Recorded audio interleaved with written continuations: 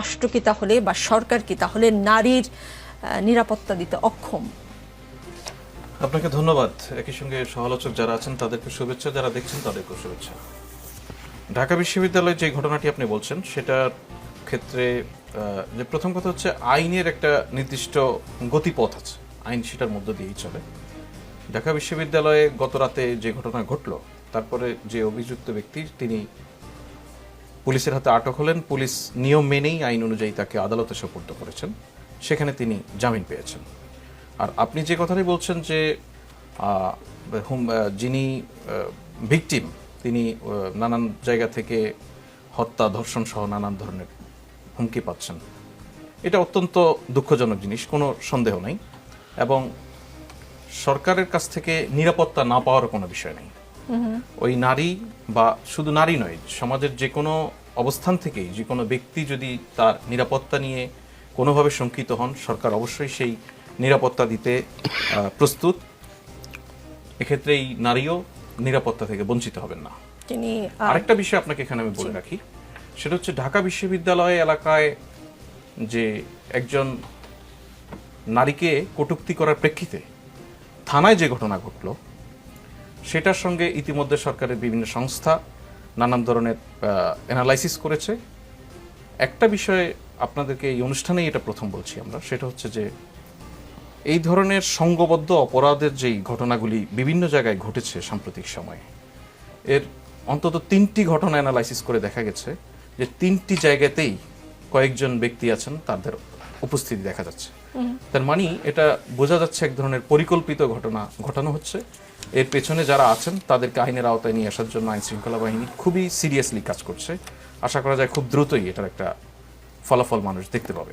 জি, এএফপির বাংলাদেশের fact check বিষয়ক সম্পাদক বদরুদ্দিন শিশিরের ফেসবুক পোস্ট থেকে আমরা যেটা জানতে পেরেছি, কদরুদ্দিন শিশিরের ফেসবুক পোস্ট থেকে আমরা যেটা জানতে পেরেছি, রাস্তায় অপরিচিত নারীর ওড়না বিষয়ে জ্ঞান দেওয়া, বাজে ব্যবহার করা, নারীকে হয়রানি করা এবং আরও 3টি ঘটনার কথা যেটা আপনি বোধহয় মিন করেছেন, যে প্রথম আলোর সামনে, প্রথম আলো ডেইলি স্টারের সামনে বিক্ষোভে নেতৃত্ব দেওয়া, এইরকম কয়েকটি ঘটনায় 2 জনের নাম ও পরিচয় জানা গেছে। একজন আবু সাইদ শের মোহাম্মদ খান এবং আরেকজনের নাম তিনি বলেছেন তিনি হচ্ছেন আতাউর রহমান বিক্রমপুরী।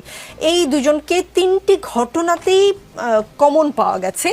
সেটা আমরা এএফপির বাংলাদেশ ফ্যাক্ট চেক বিষয়ক যিনি সম্পাদক তার পোস্ট থেকে জানলাম। এতগুলি ঘটনার পরে আসলে এইটি বের করার চেষ্টা করা হলো, এটা কি এমন মানে ঘটনা তো বেশ কয়েকটি ঘটে গেল, 3টি ঘটনার পর আপনি বললেন এই অনুষ্ঠানে প্রথম আপনি এটি বলছেন, মানে ডাক্তার আসার আগেই যদি রোগী মরে যায় সেই ডাক্তার লইয়া আমরা কি করিব?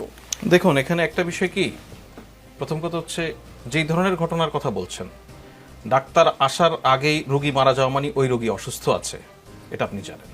আরেকটা বিষয় হচ্ছে অপরাধ যখন সংগঠিত হয়, অপরাধ সংগঠিত হওয়ার আগে কিন্তু অপরাধীকে নিয়ে অ্যানালাইসিস করা যায় না। সুতরাং এর আগে আমি বলছি ঢাকা ইউনিভার্সিটির ঘটনা 3 নম্বর ঘটনা, এর আগে 2টি ঘটনা, এগুলি অ্যানালাইসিস করে আপনি এএফপির একটা ফেসবুক পোস্টের প্রেক্ষিতে বলছেন 2 জন। আমরা আইন শৃঙ্খলা বাহিনী বা গোয়েন্দা সংস্থা ইতিমধ্যে যতটুকু ফাইন্ডিংস, তাতে আমরা 3 জনের খবর পেয়েছি। 3 জন এই ধরনের ঘটনার সঙ্গে একই ব্যক্তিদেরকে 3টি জায়গায় দেখা যাচ্ছে। তার মানে একটা ঘটনা ঘটলে সেটা যে স্বাভাবিক যে তদন্ত প্রক্রিয়া, সেই তদন্ত প্রক্রিয়ার জন্য কিন্তু কিছু ধরনের অ্যানালাইসিস করতে হয়, কোথায় কি হচ্ছে, কারা এই অপরাধের সঙ্গে সম্পৃক্ত, তার মোটিভ কি, কাজগুলি হচ্ছে। এবং আপনি দেখুন ইমিডিয়েট যেটা থাকে নিরাপত্তার ব্যবস্থা নেওয়া, যেখানে ঘটনা ঘটছে, প্রথম আলো ডেইলি স্টারের কথা যদি বলেন, সেখানেও পর্যাপ্ত নিরাপত্তার ব্যবস্থা নেওয়া হয়েছে, সেখানে কয়েকজনকে আটকও করা হয়েছে সে সমস্ত ঘটনায়। এখন ঢাকা ইউনিভার্সিটি এলাকায় যেটা ঘটনা ঘটেছে, সেখানেও আইনি ব্যবস্থা নেওয়া হয়েছে। কিন্তু আমার কথা হচ্ছে যে ইমিডিয়েট আইনি ব্যবস্থা যেটা, সেটা তো হচ্ছেই, এর পাশাপাশি এই ঘটনা যে একটা সংঘবদ্ধ, যেটা বোঝা যাচ্ছে এখন, সেই সংঘবদ্ধ ঘটনার পিছনে কারা আছে তাদেরকে ইতিমধ্যে মোটামুটি আইডেন্টিফাই করা গেছে। তাদের ব্যাকগ্রাউন্ড অ্যানালাইসিস করে তাদের বিষয়ে আইনি ব্যবস্থা নেওয়া, সেই বিষয়ে প্রক্রিয়া চলমান আছে। জি, প্রক্রিয়া চলমান। ডক্টর রুশাদ ফরিদী, শিক্ষক নেটওয়ার্কের একটি বিবৃতি গতকাল আমরা দেখেছি এবং সেই বিবৃতিতে বলা হয়েছে দেশে মব ইনজাস্টিস তৈরি করে বিষোদ্গারের চর্চা তো বন্ধ হচ্ছেই না, উল্টা তা দিনকে দিন বাড়ছে এবং এবার এর শিকার বানানো হয়েছে 2 জন বিশ্ববিদ্যালয়ের ছাত্রীকে।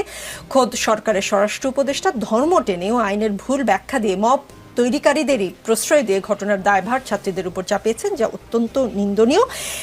সেই বিবৃতিতে আরও বলা হয়, ঢাকা থেকে রাজশাহীগামী রাতের বাসে ডাকাতির পর যে খবরটি প্রচার হয়েছে সেটির বিষয়ে বলা হয়েছে দাবি করা হয়েছে বিবৃতিতে, লালমাটিয়ায় মব তৈরি করে নারী শিক্ষার্থীদের উপর আক্রমণ করা দোষী ব্যক্তিদের চিহ্নিত করে অবিলম্বে শাস্তির আওতায় আনার পাশাপাশি সারা দেশে আইন শৃঙ্খলা পরিস্থিতি নিয়ন্ত্রণে ব্যর্থ স্বরাষ্ট্র উপদেষ্টার এমন বক্তব্য কোনো যদি কিন্তু ছাড়া প্রত্যাহার করার দাবি। স্যার, আপনারা শাস্তি দাবি করছেন, কিন্তু পরিবেশ উপদেষ্টা রিজওয়ানা হাসান জানিয়েছেন মোহাম্মদপুরে প্রকাশ্যে ধূমপানের ঘটনাকে কেন্দ্র করে দুই পক্ষই এই ঘটনাকে ফৌজদারি অপরাধ মনে করছে না। উভয় পক্ষ পুলিশের সামনে আপোষনামায় সই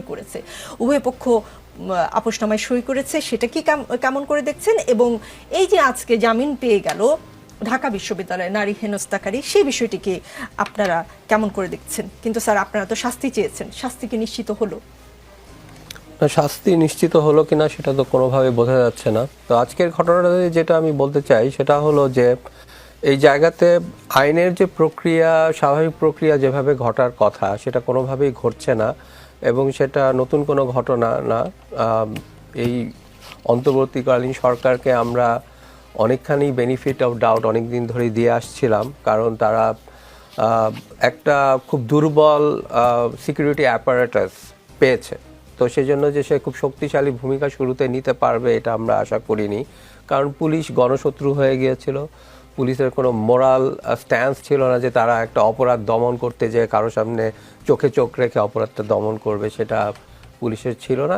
সেগুলো আমরা সবই বুঝেছি, কিন্তু 6 মাস কিন্তু একটা লম্বা সময়। সেখানে আমরা একেবারে রাতারাতি খুব মারাত্মক শক্তিশালী একটা সিকিউরিটি ব্যবস্থা গড়ে উঠবে, পুলিশি ব্যবস্থা গড়ে উঠবে, সেটা হয়তো আমরা আশা করি নাই। কিন্তু একটা ডিরেকশনে যদি দেখতাম যে যেখানে আমাদের একটা আস্থার জায়গা তৈরি হতো, সেটা আমরা দেখছি না।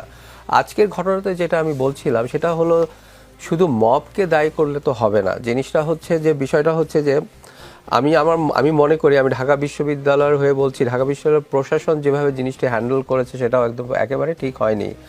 কেউ একজন একটা বিচার নিয়ে অভিযোগ নিয়ে আসলে অবশ্যই যেইনি করেছেন গুরুতর অপরাধ করেছেন, কিন্তু সেটা তো একটা যথাযথ তদন্তের মাধ্যমে যেতে হবে, একটা তদন্ত প্রক্রিয়া পাঠাতে হবে, একটু সময় নিতে হবে। কিন্তু তা না করে কি হলো, মামলা করে দিতে বলা হলো, তারপর চাকরিচ্যুতির ঘটনাটাও ছড়িয়ে পড়লো।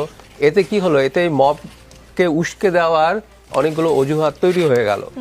শুধু তাই নয়, কি করে থানা থেকে ওই ভুক্তভোগীর নাম, পরিচয়, এনআইডি ফাঁস হয়ে যায়, এটা তো অত্যন্ত গুরুতর অপরাধ।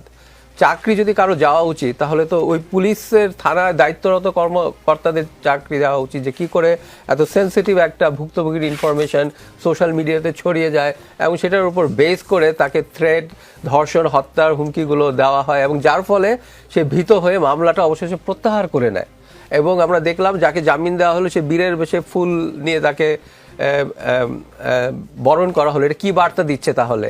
এরকম আরো হাজার, তার নাম অর্ণব, তৈরি করার মতো পরিবেশ তৈরি হলো না? কিন্তু প্রশ্ন থাকে, ঢাকা বিশ্ববিদ্যালয়ের একজন নারী শিক্ষার্থী বিশ্ববিদ্যালয়ের একজন কর্মচারী দ্বারা হেনস্থার শিকার হয়েছে। ভুক্তভোগী ও অন্যান্য শিক্ষার্থীরা অভিযুক্তকে ধরে প্রক্টর কার্যালয়ে নিয়ে গেল।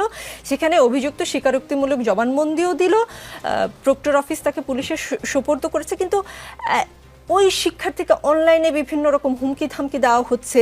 বিশ্ববিদ্যালয়কে পারলো তার শিক্ষার্থীর নিরাপত্তা নিশ্চিত করতে? আচ্ছা, আমি বলতে চাচ্ছি সেটা হলো, বিশ্ববিদ্যালয় তো কোনো আইনি প্রতিষ্ঠান না।